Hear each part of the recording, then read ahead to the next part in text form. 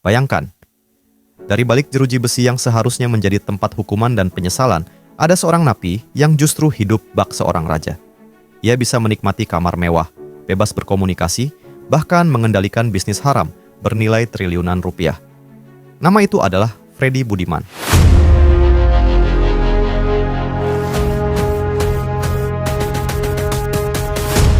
Seorang bandar narkoba terbesar yang pernah dimiliki Indonesia. Kisah Freddy bukan sekadar cerita kriminal biasa. Ia adalah potret bagaimana narkoba bisa merusak bukan hanya generasi muda, tapi juga memperlihatkan betapa rapuhnya sistem hukum dan penjara di negeri ini.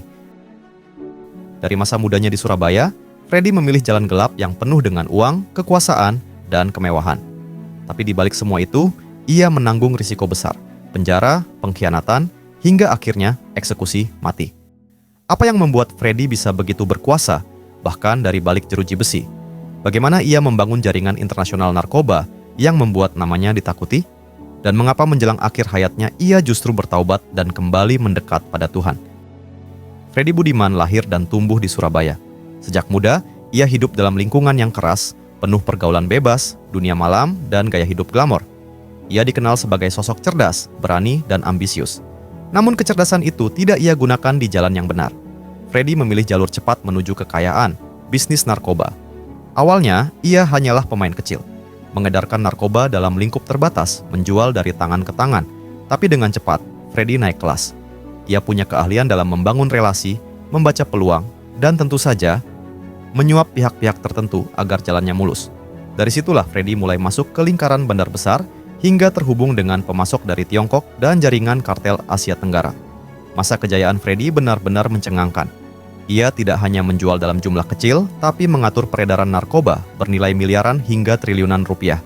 Bahkan dalam sebuah pengakuan, Freddy pernah menyebut bahwa dirinya menghabiskan ratusan miliar rupiah hanya untuk menyuap oknum aparat agar bisnisnya aman. Pernyataan ini mengguncang publik karena menunjukkan betapa dalamnya praktik korupsi yang terjadi di balik layar. Namun yang paling mengejutkan adalah kehidupannya di penjara. Setelah divonis, Freddy justru hidup lebih mewah daripada orang bebas. Ia memiliki kamar dengan fasilitas lengkap, televisi, AC, ponsel, hingga akses keluar masuk barang. Dari balik jeruji, ia tetap menjadi raja. Ia mengendalikan peredaran narkoba, memberi perintah, dan menjaga loyalitas jaringannya. Penjara yang seharusnya jadi tempat hukuman, bagi Freddy hanyalah kantor pusat untuk melanjutkan kerajaannya. Tapi kejayaan itu perlahan mendekati akhir. Pemerintah akhirnya menjatuhkan vonis mati. Kabar eksekusi membuat Freddy berubah. Dari seorang bandar yang penuh gengsi, ia bertransformasi menjadi sosok religius. Malam-malam terakhirnya ia habiskan dengan doa, membaca ayat suci, dan mendekatkan diri pada Tuhan, hingga tibalah hari itu. Di tengah malam yang sunyi, Freddy dibawa ke lokasi eksekusi. Beberapa saksi menyebut wajahnya terlihat tenang. Ia melafalkan syahadat, menyerahkan seluruh hidupnya pada Sang Pencipta, sebelum akhirnya peluru regu tembak menutup seluruh kisahnya. Dari seorang anak muda Surabaya, Freddy Budiman menjelma menjadi bandar narkoba terbesar di Indonesia. Dari balik penjara, ia membangun kerajaan gelap, menyuap aparat, dan mengendalikan bisnis internasional. Namun pada akhirnya, semua harta, semua kekuasaan, semua kemewahan tidak mampu menyelamatkannya dari hukuman mati. Sebuah perjalanan hidup yang penuh ambisi, dosa, dan penyesalan. Kisah Freddy Budiman adalah cermin kelam yang menunjukkan betapa berbahayanya narkoba, bukan hanya bagi individu, tapi juga bagi bangsa. Dari seorang anak muda biasa, ia memilih jalan pintas penuh dosa, membangun kerajaan narkoba, menyuap aparat, hingga hidup layaknya raja di balik penjara. Namun, semua kejayaan itu berakhir dengan satu konsekuensi. Freddy memang sempat bertaubat di akhir hidupnya.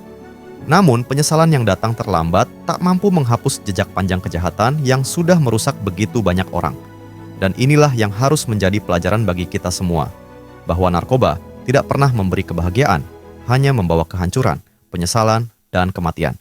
Sebesar apapun kekuasaan, sebanyak apapun harta, pada akhirnya manusia hanya kembali kepada Tuhan, tanpa membawa apapun kecuali amal perbuatan. Semoga kita semua bisa belajar dari kisah ini untuk menjauhi narkoba, memperkuat iman, dan tidak pernah tergoda dengan jalan pintas yang justru menghancurkan masa depan.